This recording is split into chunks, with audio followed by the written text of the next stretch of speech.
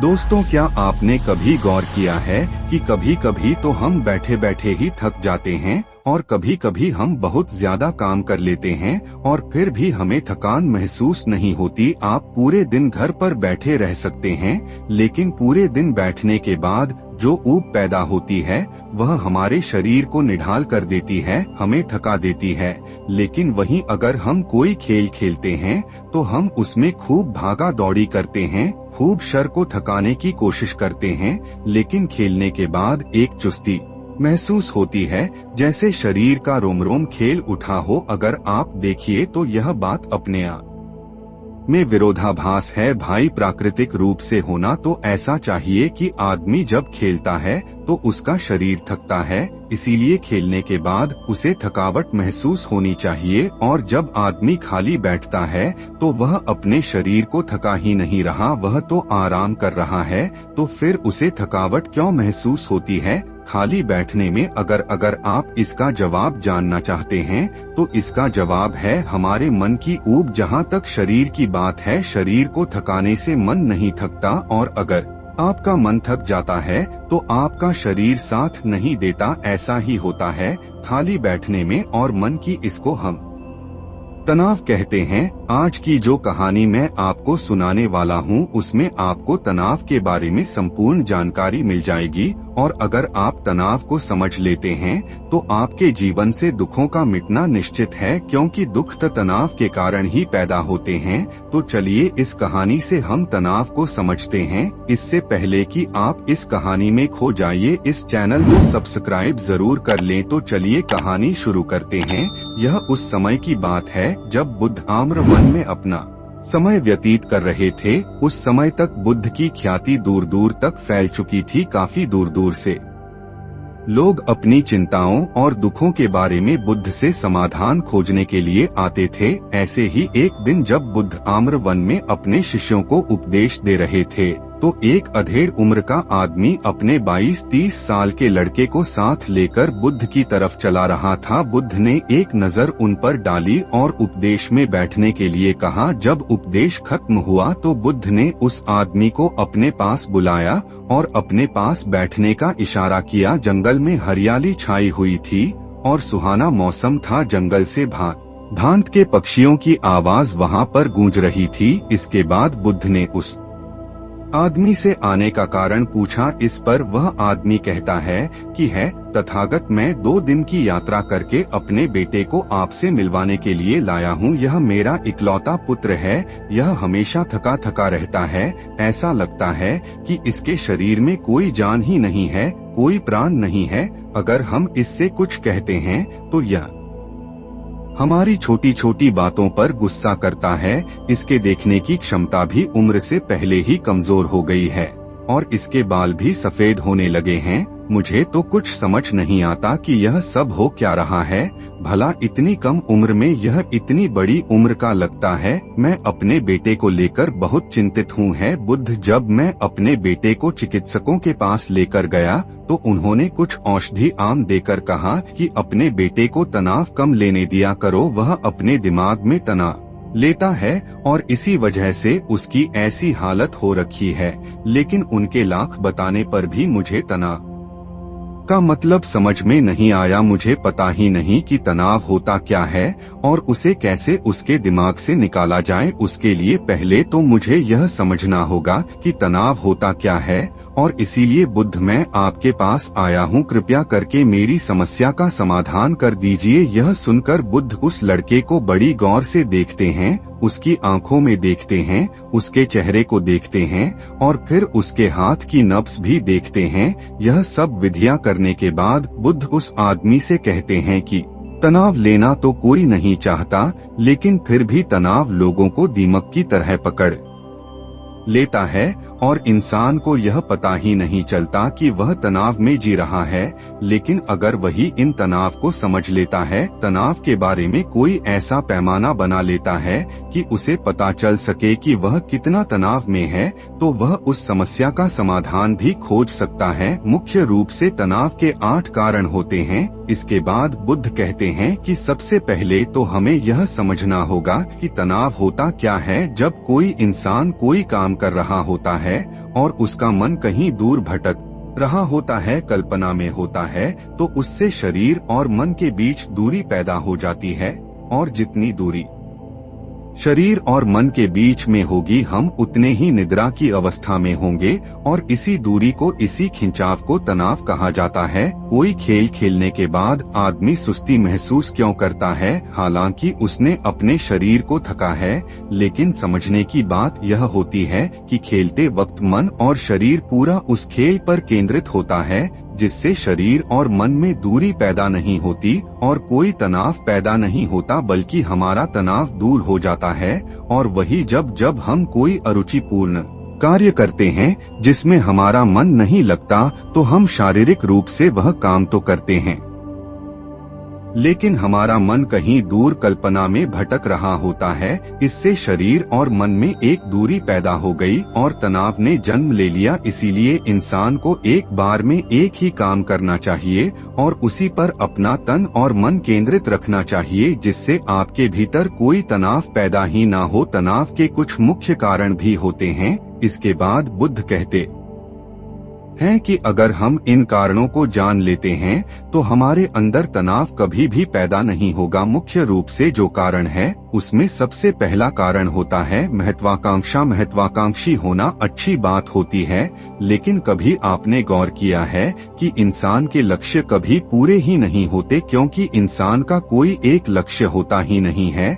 जब इंसान एक लक्ष्य को प्राप्त कर लेता है तो दूसरा लक्ष्य स्थापित हो जाता है और इसी तरह वह अपने लक्ष्य को पाने के लिए गोल गोल घूमता रहता है। इसीलिए जो इंसान ज्यादा महत्वाकांक्षी होता है, जिसे बड़े बड़े लक्ष्य प्राप्त करने होते हैं, वह वर्तमान में कभी नहीं जी पाता। उसका मन हमेशा भविष्य की योजनाएं बनाता रहेगा और बस उसका शरीर वर्तमान में होगा, उसका मन भविष्य में होगा। और इन दोनों की दूरी की वजह से उस आदमी में तनाव पैदा हो जाएगा। इस पर वह युवक पूछता है कि बुद्ध, तो क्या आदमी को अपना लक्ष्य ही नहीं बनाना चाहिए, क्योंकि लक्ष्य बनाना भी तो महत्वाकांक्षा होती है। इस पर बुद्ध कहते हैं कि जीवन में कोई लक्ष्य ना गलत बात नहीं है, समस्या पैदा तब होती है जब हम पूरे का पूरा ध्यान उस लक्ष्य पर ही लगा देते हैं। आदमी को वर्तमान में जीना आना चाहिए। आप लक्ष्य बनाइए, उनके प्रति निरंतर मेहनत करिए, लेकिन इसके साथ साथ आपके दिमाग में यह ख्याल भी होना चाहिए कि आप अभी वर्तमान में जी रहे हैं। इसके बाद बुद्ध ने तनाव का दूसरा मुख्य कारण बताया। बुद्ध ने कहा कि जब आदमी ईर्ष्यापूर्ण या द्वेषपूर्ण हो जाता है तो भी उसका मन सड़ने लगता है। ईर्ष्या आंतरिक घाव होता है। आंतरिक मतलब मन का घाव होता है। शरीर का घाव तो भर जाता है, लेकिन मन का घाव कभी नहीं भरता। इसीलिए इंसान को दूसरे की तरक्की से कभी ईर्ष्या नहीं करनी चाहिए। तनाव का तीसरा मुख्य कारण होता है किसी दूसरे से अपेक्षा। बुद्ध ने बताया कि एक बाप होने के नाते वह अपने बेटे से बहुत सारी अपेक्षाएं रखता है कि मेरा बेटा एक कामयाब इंसान बने, वो जिस तरह मैं चाहता हूँ उस तरह का जीवन जिए। और जब आदमी किसी से अपेक्षा करने लगता है तो कहीं ना कहीं वह अनजाने में खुद के लिए तनाव पैदा कर रहा होता है। जरा सोचिए कि वही बेटा अगर अपने बाप के हिसाब से नहीं चलेगा, वह नहीं बन पाएगा जो उसका बाप चाहता है, तो फिर उसके पिता के मन को तनाव पकड़ लेगा। इसीलिए किसी से भी अपेक्षा नहीं करनी चाहिए, ना कि दूसरे से और ना ही खुद से। इसके बाद तनाव का अगला मुख्य कारण बताते हुए बुद्ध ने कहा कि अरुचिपूर्ण कार्य करने से भी मन में तनाव पैदा होता है। जिस काम में हमारा मन ही नहीं लगता, जिसमें हमारी रुचि ही नहीं है, तो उस काम में हम अपना मन नहीं लगा पाएंगे। हमारा मन कल्पनाओं की उड़ान भरेगा और हमारा शरीर वहीं बैठा रहेगा। इसीलिए दोनों में दूरी पैदा होने की वजह से यह भी तनाव का कारण बन जाता है। इसीलिए आदमी को सिर्फ रुचि के हिसाब से ही कार्य करने चाहिए। इसके बाद बुद्ध ने कहा कि शारीरिक दुख भी तनाव का कारण होता है। जब आदमी को कोई शारीरिक कष्ट होता है तो आदमी का मन उसी बीमारी के बारे में सोचता रहता है, जिससे उसके मन में दुख के विचार पनपते हैं और वहाँ पर तनाव पैदा हो जाता है। यह सुनकर उस आदमी ने कहा कि हे बुद्ध, शारीरिक दुख तो किसी को भी आ सकता है, तो क्या वो आदमी हमेशा तनाव में ही जिएगा? इसका जवाब देते हुए बुद्ध कहते हैं कि यह बात ख्याल करने की होती है कि हमारा जीवन दुखों का आगार है। जैसे जैसे हमारी उम्र बढ़ती है वैसे वैसे बीमारियां आती हैं, दुख आते हैं और एक दिन मौत भी आती ही है। तो बीमारियां जीवन का अभिन्न हिस्सा है। किसी में उस समय से पहले आती है तो किसी में बाद में आती है।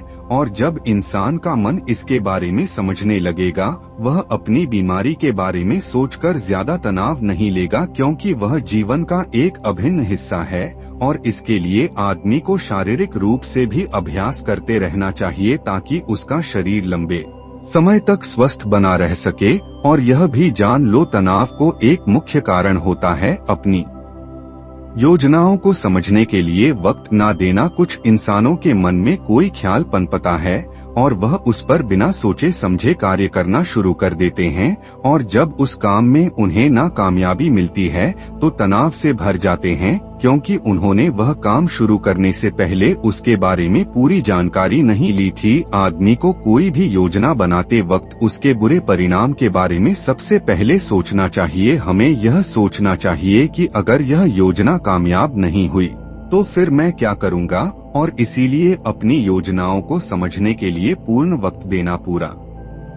वक्त देना ताकि भविष्य में उस काम के प्रति कोई तनाव पैदा ही ना हो। और सबसे आखिरी कारण जो तनाव का होता है वह होता है ज्यादा सोचना। निरंतर सोचते रहना भी एक बीमारी होती है, और इसको दूर करने के लिए आदमी को नित्य प्राणायाम और ध्यान करना चाहिए। यह सुनकर उस आदमी ने हाथ जोड़ते हुए बुद्ध से पूछा कि यह बुद्ध, मेरा बेटा तो अभी मात्र 22 साल का है और उसमें इतनी समझ भी नहीं है कि वह इतनी सारी बातों का एक साथ अनुसरण कर सके। कृपया करके तनाव मुक्त रहने का कोई आसान सा मंत्र बता दें जिससे आदमी उस मंत्र का अनुसरण भी कर सके और तनाव मुक्त भी रह सके। यह सुनने के बाद बुद्ध ने कुछ सोचते हुए जवाब दिया कि इसके लिए एक छोटी सी विधि है। अगर तुम इतने बातों का पालन नहीं कर सकते तो तुम एक बार में एक काम को करने पर ही ध्यान लगाओ। जो भी तुम काम कर रहे हो बस एक काम एक बार में करो और उस काम को पूरा ध्यान लगाकर करो। अगर तुम्हारा ध्यान इधर उधर भटकता है तो जब याद आए तो वापस उसे उसी काम पर लगा दो। आसान और सबसे अच्छा तरीका है तनाव मुक्त रहने का। अगर तुम खाना खा रहे हो तो खाना खाने पर ही अपना ध्यान केंद्रित कर दो। अगर तुम चल रहे हो तो चलने पर ही अपना ध्यान केंद्रित कर दो। इससे तुम्हारा मन और तुम्हारा शरीर दोनों एक जगह पर रहेंगे और दोनों के बीच दूरी नहीं पैदा होगी, जो कि तनाव का मुख्य कारण होती है। दोस्तों, आज की युवा पीढ़ी एक बार में 2-2, 3-3, 4-4 काम एक साथ करती है। जैसे कि कोई आदमी खाना खाते वक्त टेलीविजन भी देखता रहता है, फोन पर बात भी करता रहता है और फिर बाद में कहता है कि मैं तो तनाव में रहता हूँ। जब 3-3 काम एक साथ करेगा आदमी तो तनाव पैदा होना तो लाजमी ही है, क्योंकि मन तो पूरा ध्यान लगाकर एक बार में एक ही काम कर सकता है। पूर्ण रूप से ध्यान दो चीजों पर कभी नहीं लग सकता। इसीलिए जहाँ तक संभव हो सके कोशिश कीजिए कि आप अपना ध्यान एक ही काम पर लगा पाए। तो दोस्तों, कैसी लगी आपको यह कहानी, आप हमें कमेंट सेक्शन में जरूर बताना, और अच्छी लगी हो तो इस चैनल को सब्सक्राइब जरूर कर लेना। तो चलिए मिलते हैं ऐसी ही कोई नई कहानी, तब तक के लिए अपना ख्याल रखें। धन्यवाद।